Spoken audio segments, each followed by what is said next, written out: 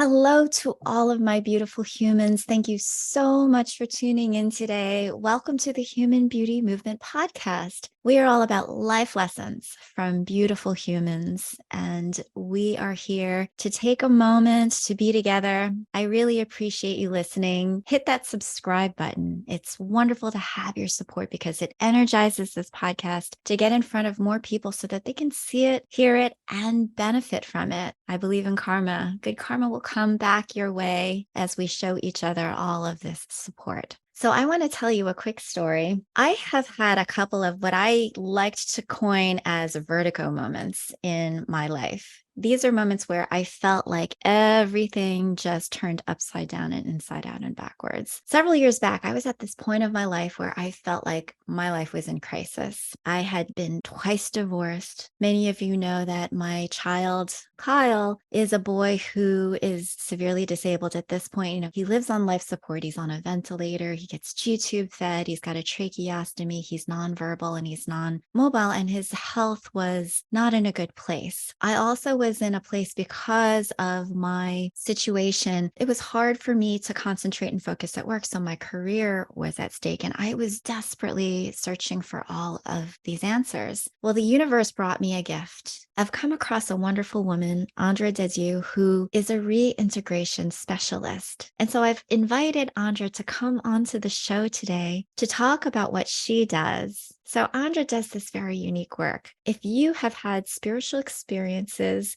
that have felt more like a breakdown than a breakthrough, Andra is somebody who might be able to help. She supports individuals to integrate the highs and the lows of really far out experiences like spiritual awakenings, mystical experiences, insights from altered states of consciousness, which may come about spontaneously or from a spiritual practice. And so I would like to welcome Andra so that she can tell you a little bit more about herself and her work. Thank you so much for being here. Thank you so much for having me. It's a pleasure. Absolutely. So for those who may have, like myself, come to a crossroads in their spiritual journey, tell me about how you started to get into this work, because I think that might help set the stage for your expertise. Thank you. I came to this work through, my own experiences. So I was really into yoga, particularly hatha yoga and Zen meditation. And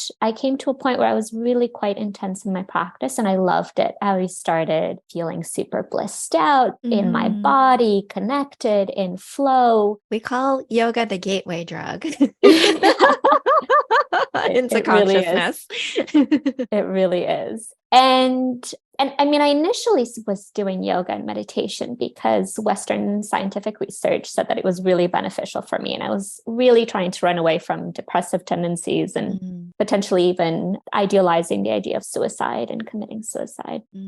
So I turned to yoga and meditation and I started having these really beautiful experiences. There was a point, and it lasted for a few months where I was in this absolute state of bliss and joy. The sort of best way that I can define how I was feeling, that anything, any irritation, any trigger that might come at me would just fall like water off of Teflon. Nothing stuck. Nothing could take me out of my bliss. And that was really beautiful, really, really beautiful. But then I crashed. I lost that sense of bliss after a few months. And I hit this low, this absolute low where I felt lost and sad and depressed and confused and also quite guilty that I thought I hadn't been meditating enough. I hadn't done enough yoga. I hadn't done enough pranayama. I hadn't fasted enough because I thought that it was my fault that I lost that state.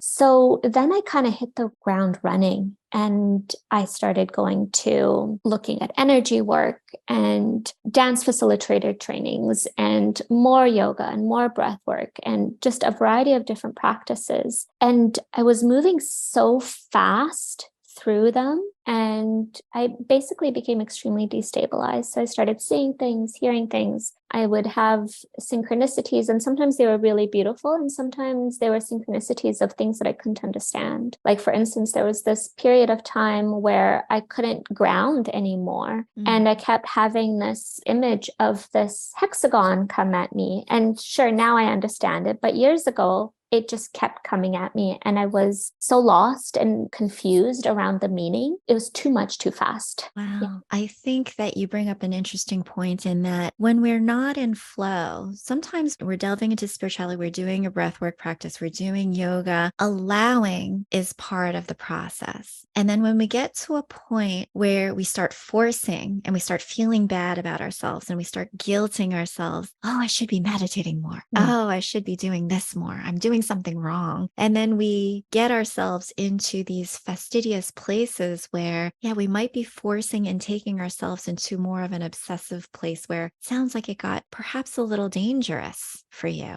It might have been from a darker energy. I don't like to sort of differentiate between darker energies and lighter energies. I Very don't good. We can talk about that necessarily, too. okay. Yeah. I don't necessarily think that that's what happened to me. I think it Okay. was just too much, too fast. Mm. Right? Like I had opened up my system, I had opened up consciousness, my own body to experiencing so much, but yet I hadn't landed in a stable place, or my ego hadn't developed enough that I could integrate these experiences. I couldn't make sense of them. When you say your ego hadn't developed enough, can you explain that?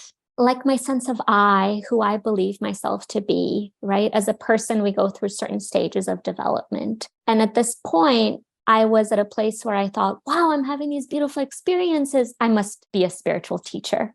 Like, I was so naive. I was so naive, right? And to realize then basically like my egoic, my sense of I started taking these experiences and buffering myself up like, wow, aren't I so amazing? Yeah. As opposed to, oh, this is just a part of our cosmos. This is just a part of living and life. This is experiences that are available to all of humanity.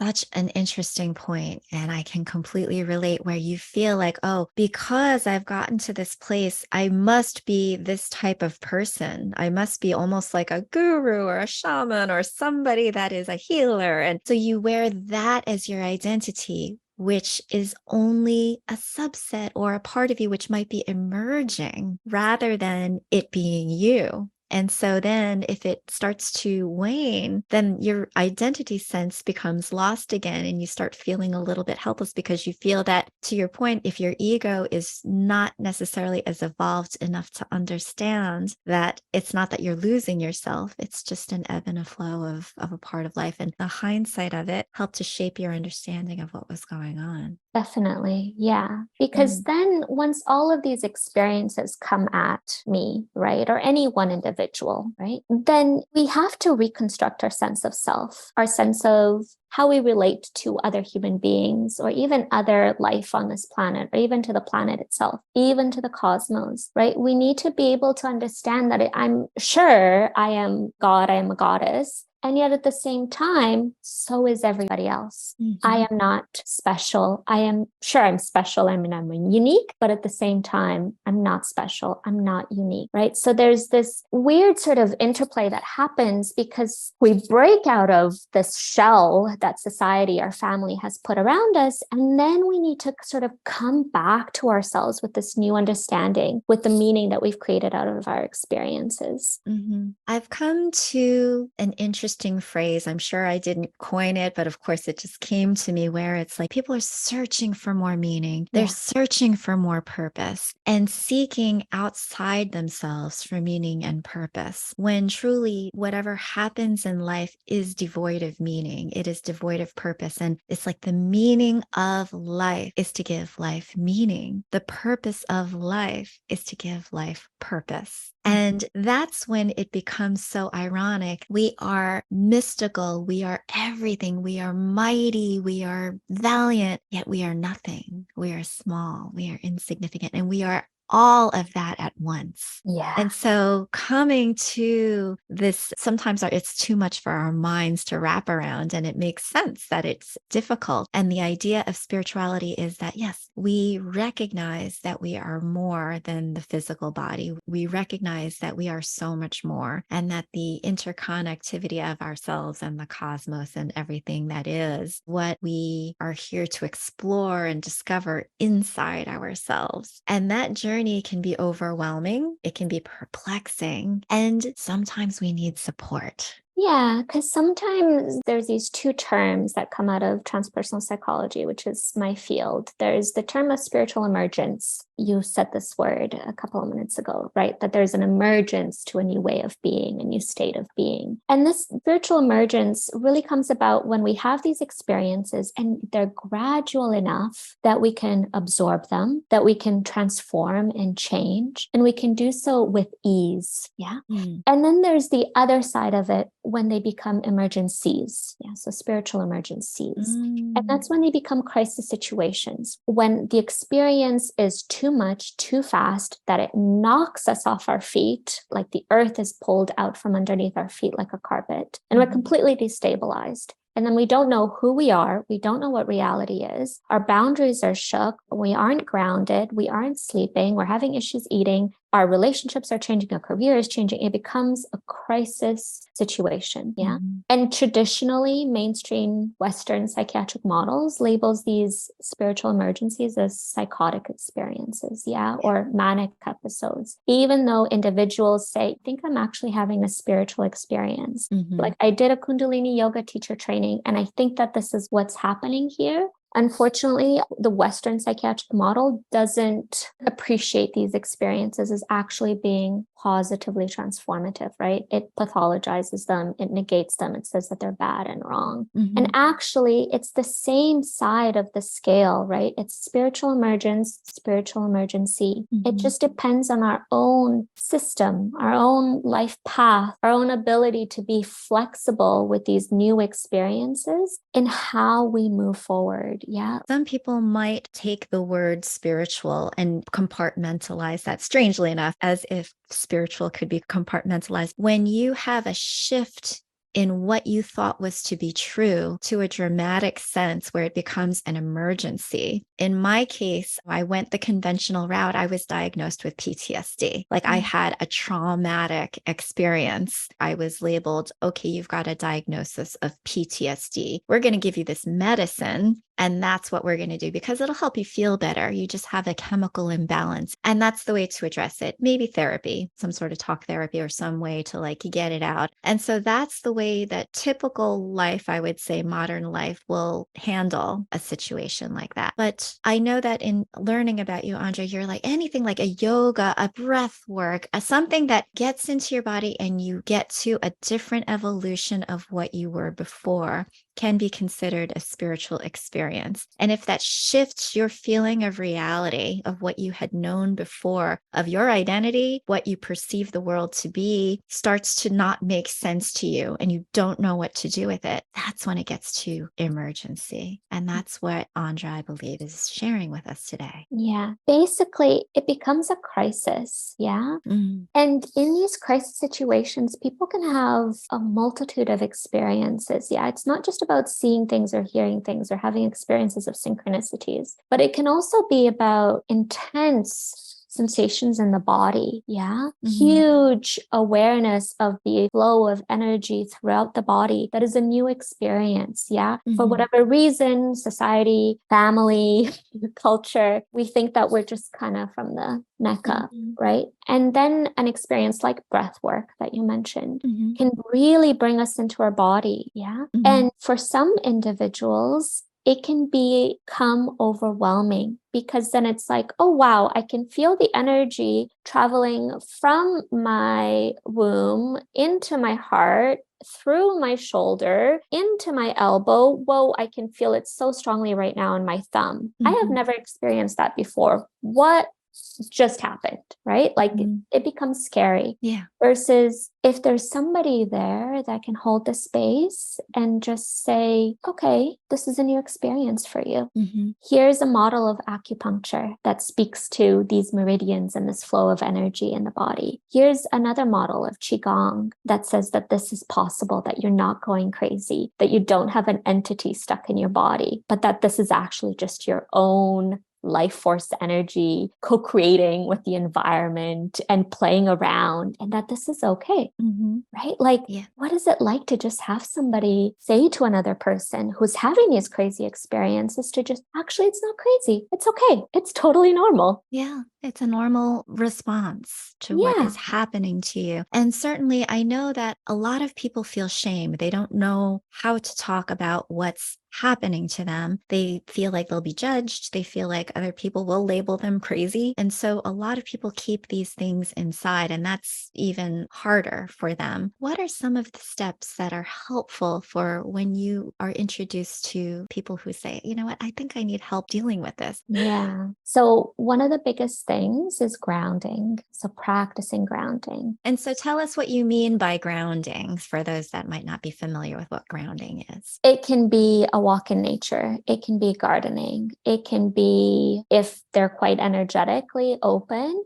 and aware of the energy in their body, it could simply be allowing the energy to travel down their body into their root or down into the feet, bringing the focus of attention away from head, mind, thoughts, down into the feet. Yeah, that's a simple practice. It can be movement sometimes, but for other people, even meditation can be grounding. Yeah. So it really depends on the individual. There is no sort of cookie cutter approach on what grounding practice is going to work for any one individual, because it depends, one, on the type of experience that they're having and the type of skills and openings and awarenesses that they already have to their own system, whether that's energetic, whether that's like they're hearing things and aware of things, right? So there's going to be different practices for different individuals, but grounding is a huge one. And then it's finding safe places where they can relax and feel calm. So nature tends to be extremely important for individuals in crisis situations.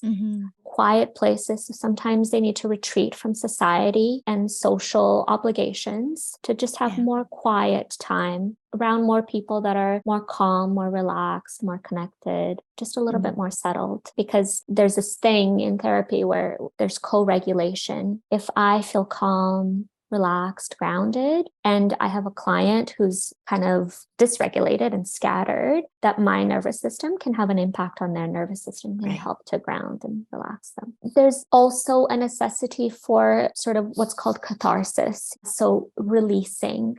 Yeah, these tend to, from my understanding, and maybe it will change over the decades, but from the people that I've met and from my own experience and also from my academic research, this is a healing experience. So if there is a strong energy for healing that is happening throughout the system, then that individual who's experiencing these states needs to be able to release it, needs to release things that may be stuck in their body, needs to release things that might be stuck in their stories, may need to release and let go of things that their ancestors have passed down to them. So there needs to be a release of energy, a catharsis, a letting go. That can be screaming, it can be through dance, it can be through movement, it can be through big emotions, lots of crying, it can be through body shaking. And some individuals can do this on their own, and some need a caring other to hold a container for them.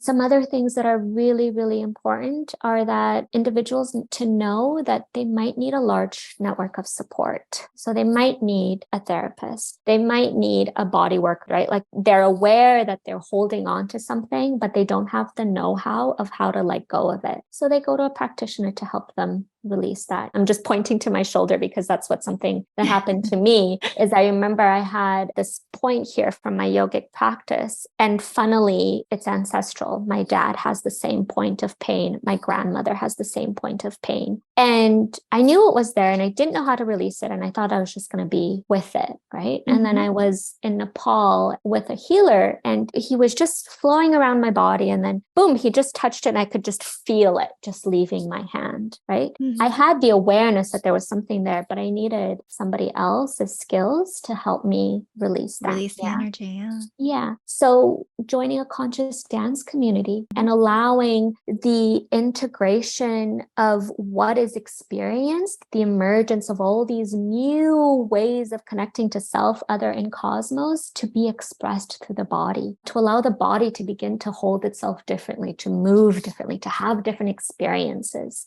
Because ultimately, as much as one expands their consciousness, they need to come back to the body with this new understanding so that it's not either or, it's not consciousness expanded. I don't have a body. I don't need to eat. I don't need to sleep. Yeah. It's consciousness expanded and I'm a human being with a body.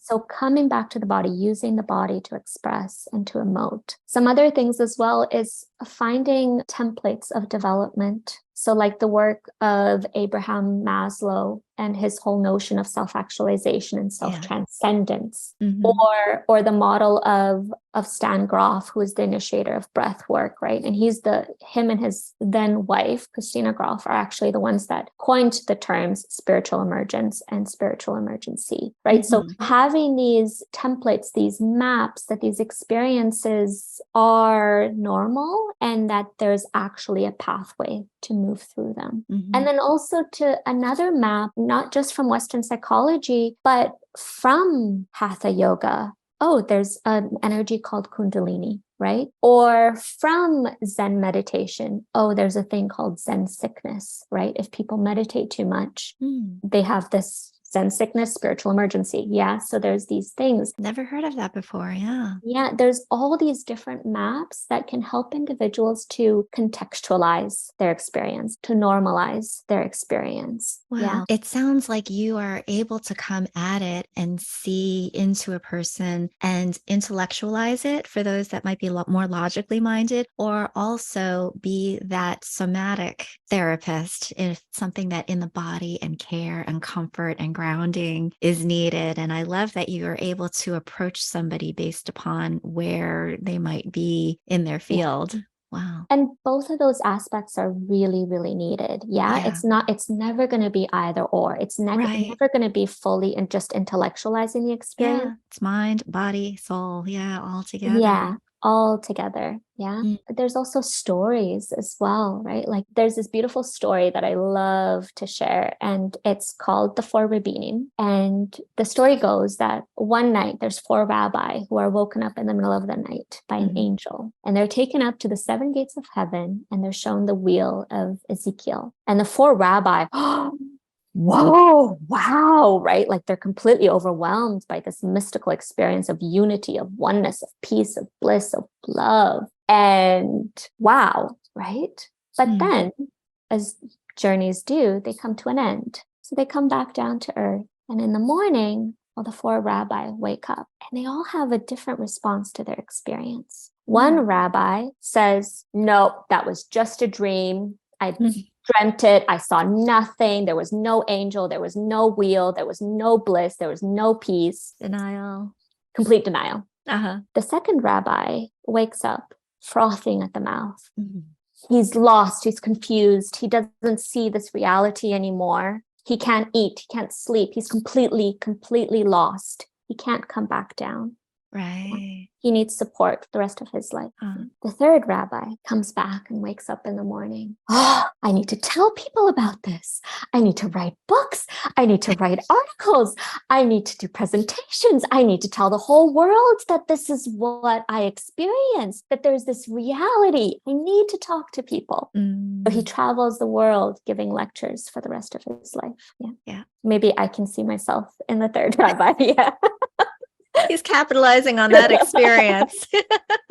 Yeah. Well, just the idea of wanting to speak about it, to share it, to allow his own experience to impact society, to change society, right? Like, hey, this is real. Let's look at it, right? Like that's where he was coming from. Fourth rabbi, he lands back down and it's still nighttime and he has a little baby daughter. So he goes to her and she's sleeping in her crib and he picks up his guitar. And as he looks at the beauty of her face and remembers the beauty that he's experienced, they're all one and the same. And he sees the full moon and he just sings a beautiful lullaby to her. And he picks up his pencil and his notebook and he writes poetry of what he's experienced, but in a way that isn't something that's separate from his life, but so intimately connected to everything that's here and now. The full moon, his daughter, his music, words. He allows his experience to move through him in such a way that he creates beauty here on earth. I am pondering. I'm like, am I number 3 or 4? Or maybe I was a little bit of all. That's key, right? And using stories and Wow. maps to see where we are on the journey, right? To see a reflection, allowing it to speak to our unconscious bits and to find ourselves within these characters. And maybe we don't see ourselves just in one, right? Because I could definitely say that I've been Rabbi 1. Like, whoa, I could not have experienced that. That must have just been a vision, right? It must have just been a dream. I can also see myself in Rabbi 3, yeah, with my academic research and going on podcasts and talking about this kind of stuff, writing articles, actually writing a book, right? Like I can see myself in Rabbi 3. I can also see myself in Rabbi 4 because the way that I like to bring my own spirituality and into my experience for me is through dance and movement. Yeah, it's allowing that expression of beauty and connection to myself and the cosmos to be expressed in that way. We can begin to see ourselves in all these different archetypes, these different patterns and stories, and just to take the map and we can make it our own and take whatever is useful and wise for us, that we still have discernment around what we choose to let in and impact us. Super helpful. And it's one of those things where I believe, like, over the course of my life, I've seen a lot of archetype work. Of course, Carl Jung being probably the most famous of them all, divine archetypes. And I have often been that person that can't figure out which one I am. I'm like, do I need to fit in? Like, am I supposed to be this? But I'm a little No. bit of that. I'm like, I feel bad. I feel like, gosh, I feel like a misfit in so many ways because I'm like, well, gosh, maybe I should just make my own. I don't know. Well, and that's the thing. They're just patterns, right? We can see ourselves in multiple archetypes, right? And even these experiences like spiritual emergency. Thank you, Andra. I feel seen. I really do. I feel seen right now. I wanted to say that there's this healer, Malidoma Somé, who speaks of spiritual emergencies as being, quote, the birth of a healer. Yeah.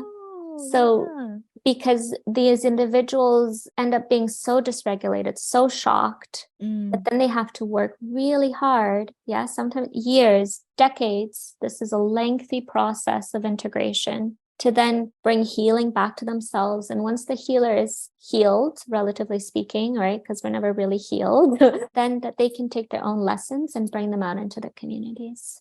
Yeah. Yeah. And that's the gift. That's the gift. I don't impose my own beliefs. I don't impose my own experiences on another's. Yeah. To take every individual that comes in front of us as a perfectly whole human being that is simply arriving at their own truth, right? Like we have this idea of like, oh, we know what spirituality is, right? We're spiritual beings living in a human body. We all say that, but really, we don't know what reality is. We don't know what spirituality is. We have no idea. There's no penultimate spiritual truth. There's no one spiritual truth. It just matters on our own experiences, the ways that we individually create meaning. Right? Yep. The meaning of life is to create meaning, and coexisting without judgment it's a practice that I have been fast forwarded in, I think, as I've been going through a spiritual awakening journey, because, oh boy, I was judgmental. It's like being able to understand and allow and receive and support and come from a place of love is really what this is all about. The human beauty movement is all about this. This is why I love having such diverse topics on this podcast, because we have so many unique experiences, and there's always something interesting for us to learn about others and their experiences, and recognize that it's all part of what we are here for. It's exploration, it's understanding. If you're on a spiritual journey, if you've found that you're interested in diving in and want to say, you know what, I want to be a bit more prepared on the back end this time than perhaps I was last time, or maybe you're coming into something new. Maybe there's a new experience coming your way. Understanding that there are people out there like Andra who can be wonderful receivers of your message and of your space, and mindful of what you might need, and help to be a very gentle and loving reflector of what you're going through, to provide some tools and techniques and guidance along the way, can be something that is of help for you or for anybody that you might know that's going through their own healing journey. Yeah, thank you so much for having me, Jennifer. This has been Andra, it was a pleasure to have you. Thank you so much for being here. Thank you for being part of the movement. Thank you. Thank you for listening to the Human Beauty Movement podcast. Be sure to follow, rate, and review us wherever you stream podcasts. The Human Beauty Movement is a community-based platform that cultivates the beauty of humankind. Check out our workshops, find us on social media, and share our inspiration with all the beautiful humans in your life. Learn more at thehumanbeautymovement.com. Thank you so much for being a beautiful human.